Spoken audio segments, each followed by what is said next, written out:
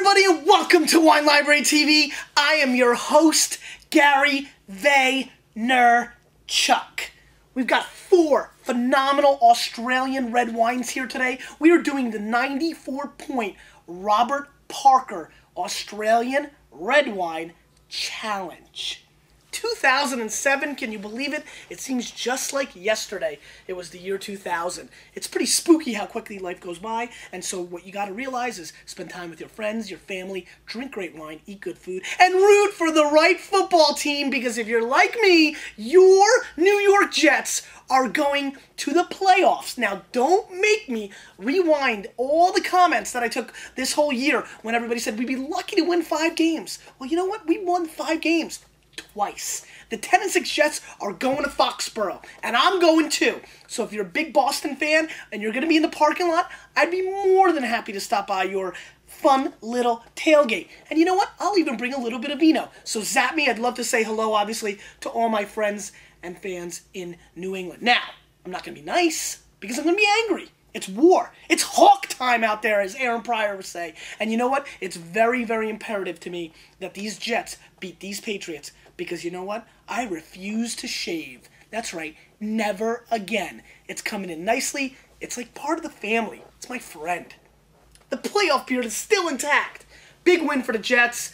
Somehow Herm Edwards made the playoffs. I don't know about that. But anyway, I hope everybody had a wonderful New Year's Eve and a New Year's Day and all that good jazz. And it's just fantastic to be here in 2007 doing Wine Library TV. Let's get into the wines. Now, you're probably noticing this. This is going to be a bigger and bigger theme in 07. I gave it a lot of thought, actually, over the weekend. I adore cheese. Cheese and wine pairings, food and wine pairings. I'm going to integrate that more and more this year. If I forget to, please call me out on it. Reference this show. Let's get right into the wines.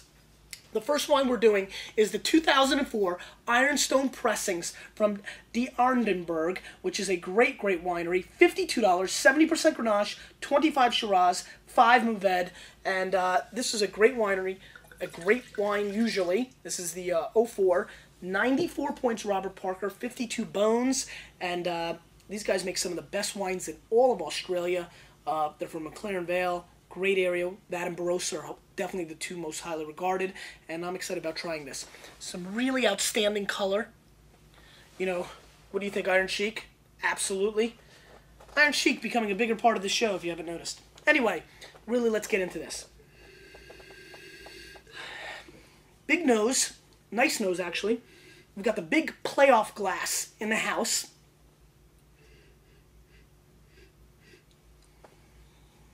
Big candied cherry. I'm getting a little bit of a raspberry component as well. Nice hints of milk chocolate. It's got a real candy bar kind of nose going on.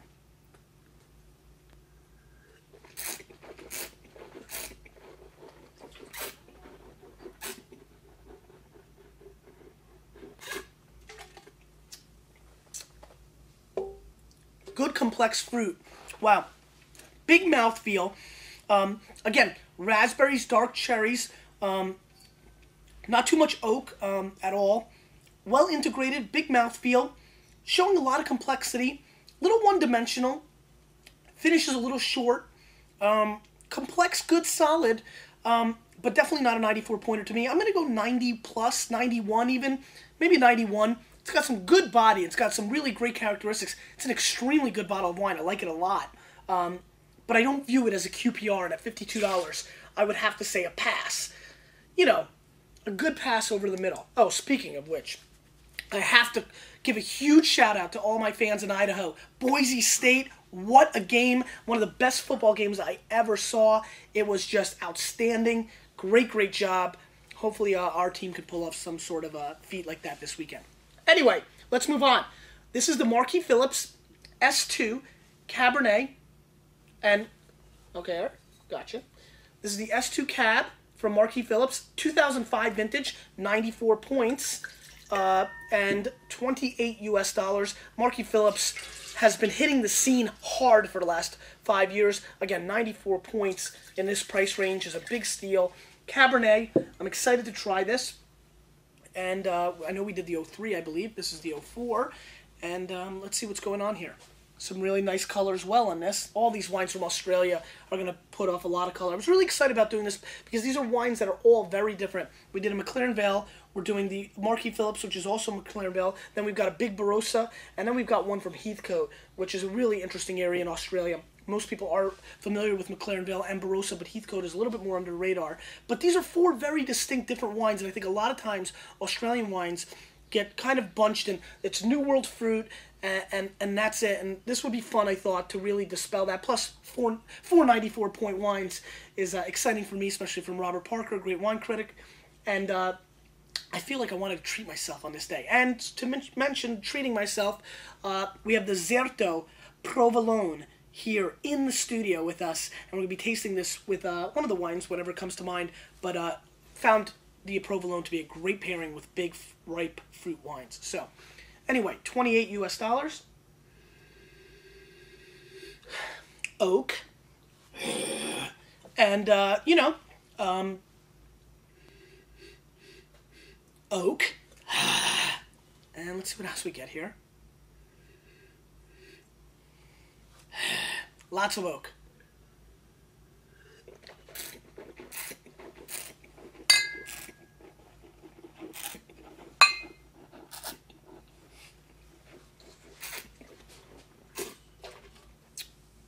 You saw me run to the bottle because I was dying to see the alcohol content. 16%. Big wine. Huge fruit juice. This is what this is. Very New World. A lot of sugar in this wine. I'm getting that milky characteristic, and I've wanted to talk about this, and it just hasn't come up, and here we are.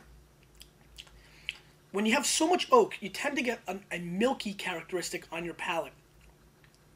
And that's what it tastes like right now. It tastes almost like milk. I mean, that's what I get in my palate. It's very interesting. It's very potent and very obvious to me. This wine is what, in my opinion, is completely wrong with Australian wines. Totally fake, as I like to say. Way too much sugar, way too much oak, way over the top. Parker continues to score these kind of wines very high, and I don't disagree. I understand why. They're very delicious. This is satisfying me on so many levels, but there's just a clear-cut issue when wines like this almost, they don't even taste like port. They just taste fake. They almost taste that they weren't made in the vineyards. They were made more in the lab.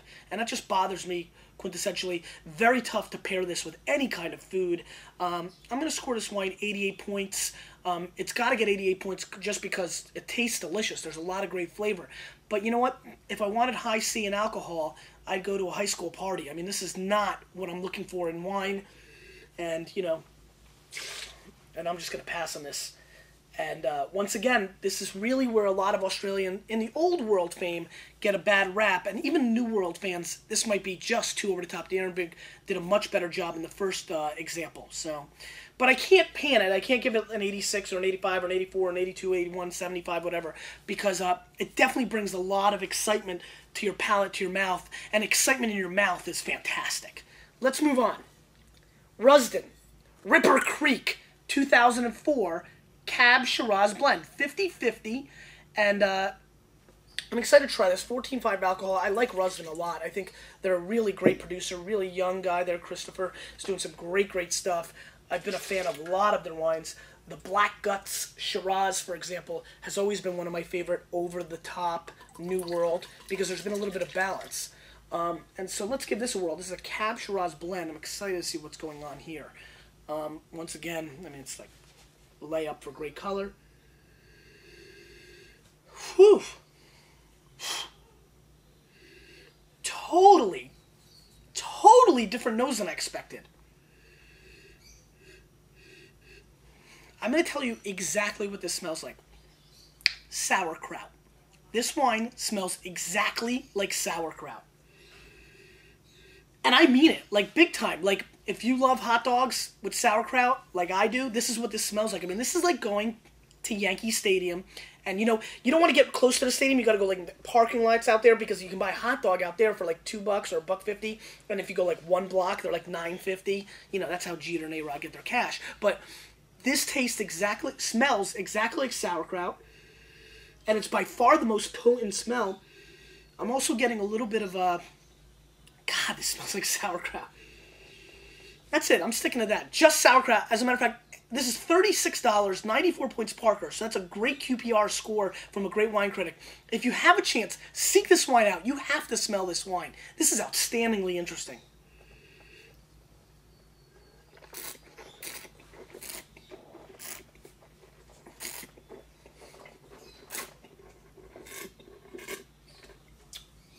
This is dynamite. But a lot of people will hate this wine. This has sauerkraut and pickle juice flavors. I'm not kidding. And I'm 100% sure. Mixed in with slight raspberry, black currant, a little cassis, but you can't get away from it. It's there.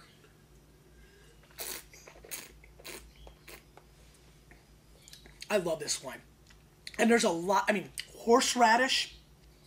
And these flavors are obvious, too. This is not the subtleties that we sometimes talk about.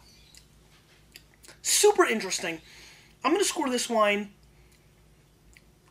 94 points as well. I love this wine, but I'm putting a huge warning label like this. Beware. Sauerkraut, pickles are obvious. There's a lot of people who will not like this style. If you do, email me. I'll be your friend. Great stuff. This wine will last for 10 to 15 years easy. As a matter of fact, you know what? This is going to be the wine that I'm going to pair with the cheese because I'm just enjoying myself right now. Jets are in the playoffs. Everybody loves healthy. This wine's awesome. Get to do some Zerto. Now, if you've never had real cow's milk provolone, you know, not the stuff you buy manufactured in the stores, but a real good piece. Here you can see the Zerto. Great producer. Unbelievable. Really nice sharpness. Nice creaminess in the middle. This nose is crazy.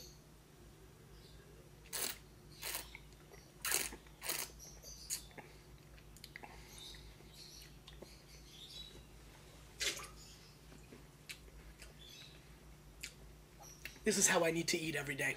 Fantastic. Scored a cheese in 95. Nah, 92. Actually, I don't love it that much. It's real good, but the cheese and wine combo is fantastic. It's just the way to go. Big rinse here. Wow. That was easily one of the more completely shocking moments.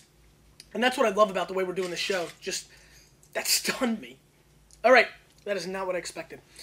This is the Jasper Hill 2003 Georgia's Paddock Shiraz from Heathcote. It's a $60 US wine and 94 points RP. This does retail in 80% of the places in the country at $100. So this is very serious stuff.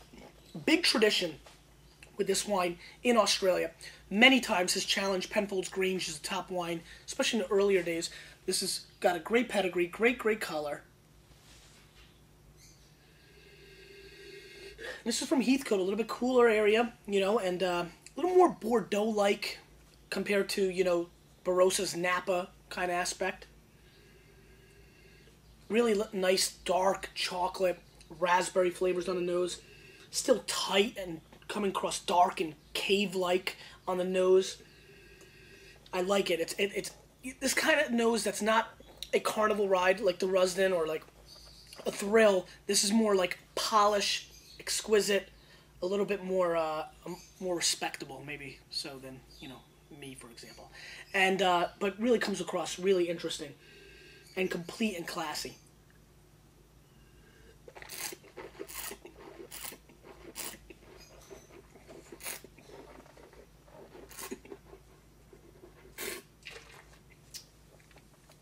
Wow. Huge wine. I mean, this wine has tremendous backbone and structure.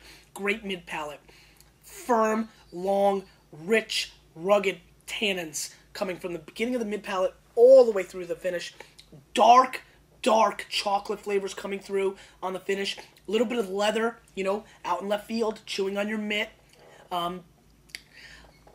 Shoe polish comes to mind as well. Just that darkness, you know, those overall dark flavors that come to mind. Really small black cassis kind of flavors. Almost like a framboise, you know, just that purple grape, dark flavor.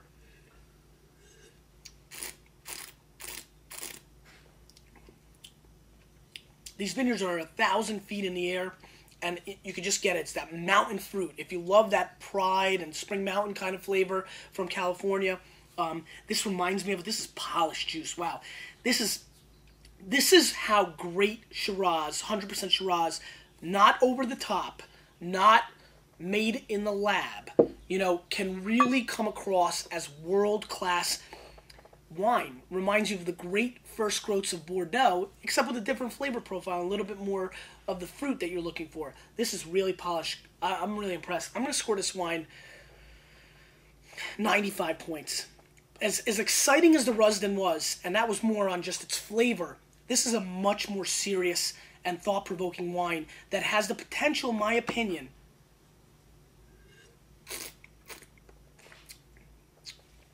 based on how powerful these tannins are, to last for 35 years. And if you're looking for something, if you've got some birth years or anniversaries or anything real special in 2003, this is a much better entry-level priced item to put away for the next 20 to 30 years than maybe, let's say, a first growth Bordeaux in 03, which was a very hot vintage, and I'm curious to see how it evolves over the next 25 years. Unbelievable, spectacular effort by Jasper Hill. I'm blown away. Really, reminds me of some of the great Penfold Granges that I've had, which are $200, $300, $400, $500 a bottle. Great job. Finally, I'm in a great mood. I have a great question for you. We always talk about the positives. Let's mix it up. A little bit of negative action, Negative like Belichick and Tom Brady. What was the worst wine that you had over this last New Year's weekend? I'd love to hear from you. Lurkers, please come out. Come on, I'm wearing a silly hat. We're doing Provolone, the Iron Sheiks here, Shiraz, something, Jets. Come on, Patriot fans, give me something. I'm not scared of you. Me? No, you. You, with a little bit of me. We're changing the wine world, aren't we?